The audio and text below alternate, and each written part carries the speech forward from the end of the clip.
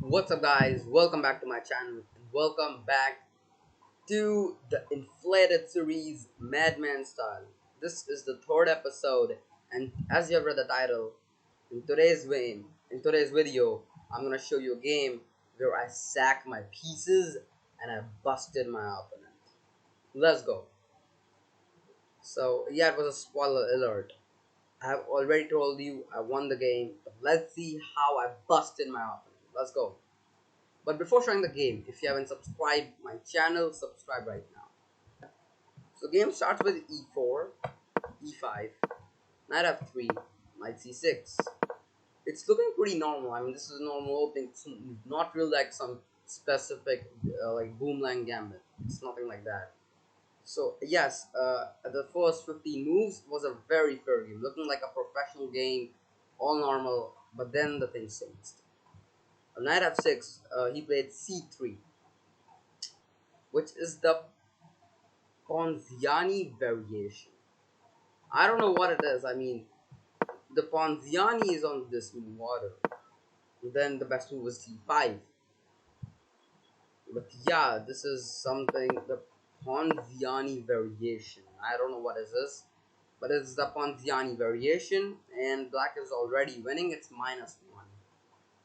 Yeah, on the third move, I'm just winning complete. I'm just completely winning the game. It's -1, but it's not that easy. I have to convert it. What I do, I just take the free pawn. E4 is not defended. Now he can probably go queen e2, then I'll go d5 and all, but that doesn't happen. He castles. Like, okay, so now he's gonna go with rook e1, and then he's gonna try to attack me and all. First, I'm gonna play the move d5. So the bishop's attacked, the bishop has to move, and my knight has a secured. The knight is secured. It can't be really attacked. He moves the bishop out to b5. And here I play bishop d6, so the idea of the move bishop e5 is to take on e5. And then probably he's going to go rook e1, f3, and just bust out. So I go bishop d6, protecting my e5 pawn. And he jumps us out, he lashes out in the center with the move d4.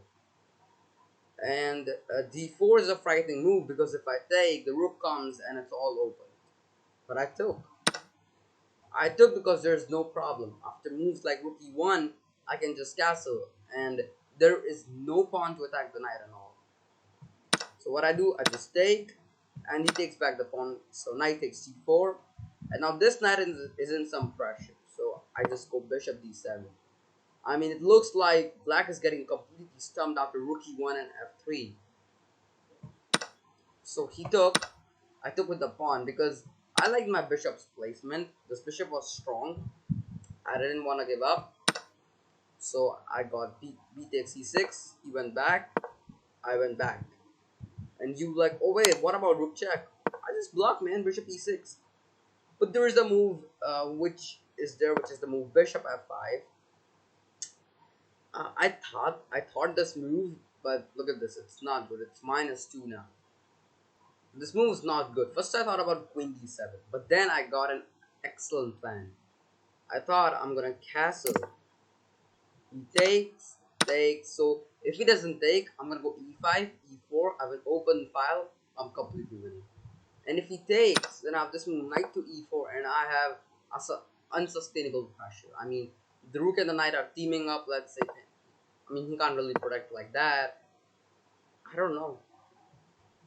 Like if he goes here, I have queen h4, and the tables are turned because first of all, I'm threatening here and threatening queen f2. So if he takes, that is made, and even this is made.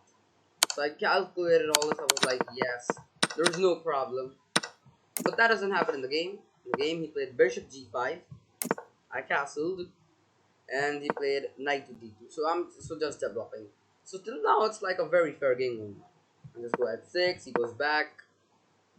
But here the fun begins. I was like, I know I'm better. I mean, it was in my mind, but I want a fun game. Why not to sack something? And I was like, let's pick a piece and sack. And I choose the move. I choose the bishop on d6 and just sacked it. Bishop takes h2. Crazy. Just ignore the evil bar.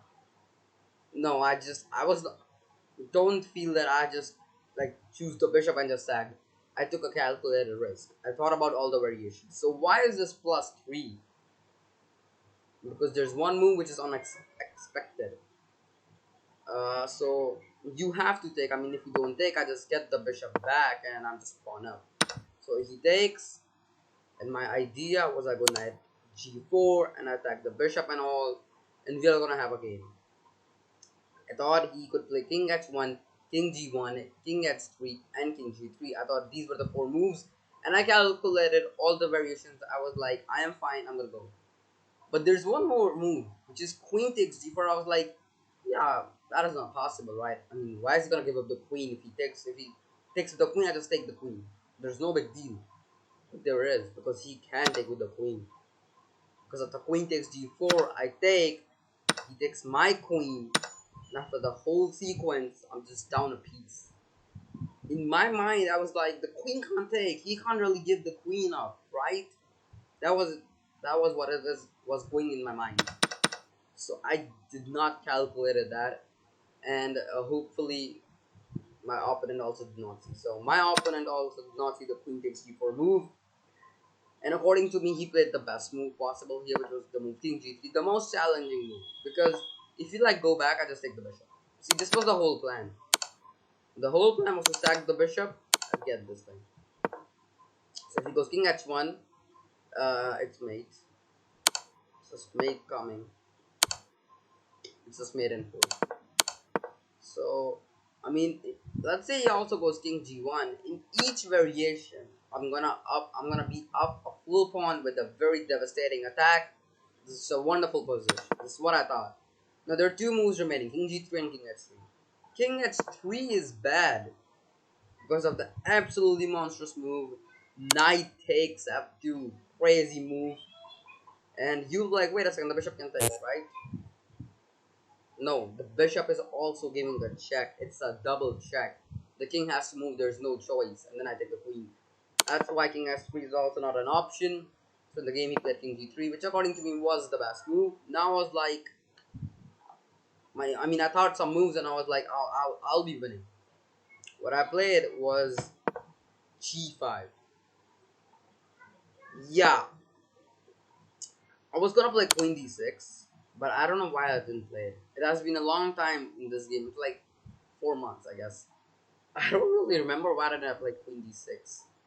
Like, I don't know. I was like, the king is kind of going back and all. It's not actually. I don't know.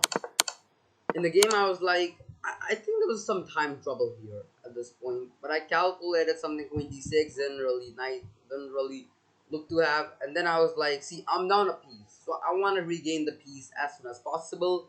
So I'm going to play g5. I know it's looking terrifying. I'm opening my pawns, but let's do it. G5. So the bishop's trapped. I thought he's gonna take, and I'm having actually fine game. I mean, if he takes, queen takes g5, I'm in shape. I'm the one who's attacking, and yes, computer agrees with me. In the game, he played the move f4. I was like, what is f4, man? What?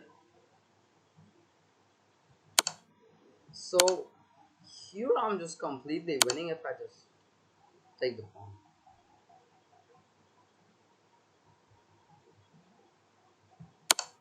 But there was a time trouble, and I was like, there are two pieces. Let's just take the bishop. Uh, yeah, so I took the bishop, and my advantage bit fell. It's -5 though. The point is you can just take the pawn.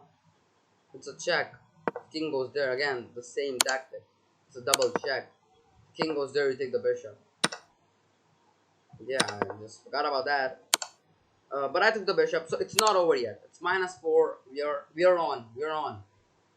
Now, if the king goes on h3, I again have knight f2. So there's only one move, which is king to f3. Here I found out a move which I like was that's a fascinating move. I played d4. Most of the times when you are attacking, you have to play moves which are forceful. But I played the move d4. I was like, this move gives an opportunity to my queen to come in and have an attack. And computer agrees with me. It's not a bad move at all. It's -4. At this point, it was -6. And yeah, it doesn't matter. It's -5. It's not a bad move at all. So d4. He plays f5. I'm like, what is he doing? What is f5? I just did not calculate f5 at all. I was like, just check. Let's just check. Queen d5. He takes my knight. So I sagged because I thought I'm gonna take the g pawn now.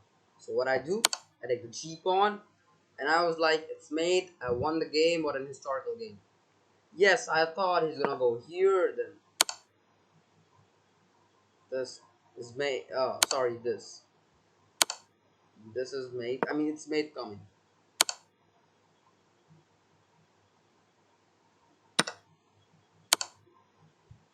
Yeah, I thought the mate is coming. The rook is gonna come and all.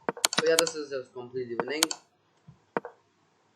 Um, yeah, the next move I thought about was this, in which I'll just mate him in one move. But I just forgot he can just take this pawn. I was like, oh no, what? Now what? I thought I can draw this game. I mean, I can just repeat moves and draw, but I was like, I'm not. No, man. I've sagged pieces for this game to come in the Madman Style series. I'm not gonna leave this game. I'm gonna win this. Okay, I'm gonna win this. I was like, I can check. He goes there. I take, but there's nothing. The bishop takes at the end. And look at that. It's plus 1.7. And there's white who's winning after such a devastating attack. But we have to remember black is winning. And how is black winning? The simple move king h8.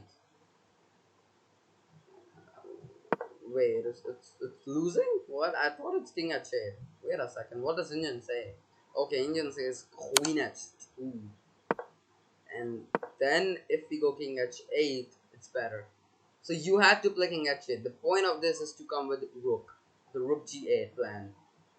But I thought king h2 first was better so that the king can't really move.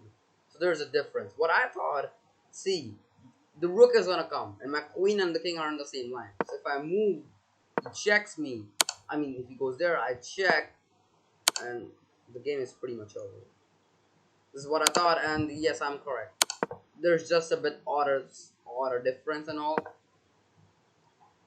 And I was just playing it, and something terrifying happened. This happened, and it's -6. Oh, I mean +6. So from -11, it's now +6.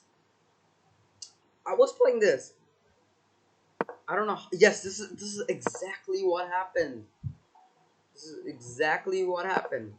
Not that. Like something like this, and it went like what? I'm dead lost. He just takes my bishop. I was like, oh my god. It's just, what have I done? I'm just lost completely from -7 to now +7. -11 to +7. As expected, he takes my bishop.